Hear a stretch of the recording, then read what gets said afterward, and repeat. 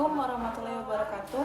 Bapak, Ibu, hadirin sadaya anu kusim kuring dipihormat, rerencangan sadaya anu kusim kuring dipikanyaan.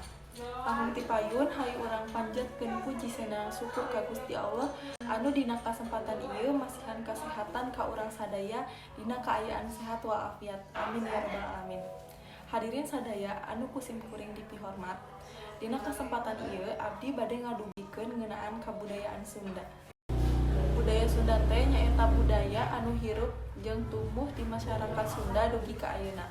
Urang sadaya salaku urang Sunda kedah tiasa ngamumule seni sastra sareng kabudayaan Sunda. Kusabab eta, urang salaku urang Sunda kedah tiasa ngamumule seni sastra sareng budaya Sunda ku cara nyarios basa Sunda anu leres sareng merenah jeung diajar sastra seni Sunda.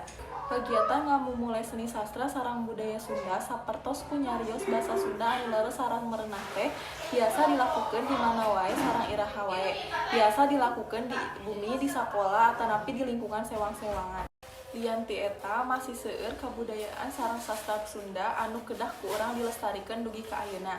Kusabab kitu hayu urang ngamumule seni sastra sareng kabudayaan Sunda supados tetep lestari.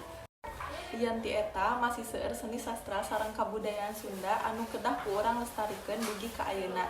Kusabab kitu urang salaku urang Sunda kedah tiasa ngamumule seni sastra sareng kabudayaan Sunda supados tetep lestari. Rupina sakitu biantara tisim kuring ngeunaan kabudayaan Sunda, mugi biantara ieu datangkeun manfaat ka urang sadaya anu ngadameuna. Hatur nuhun. Wassalamualaikum warahmatullahi wabarakatuh.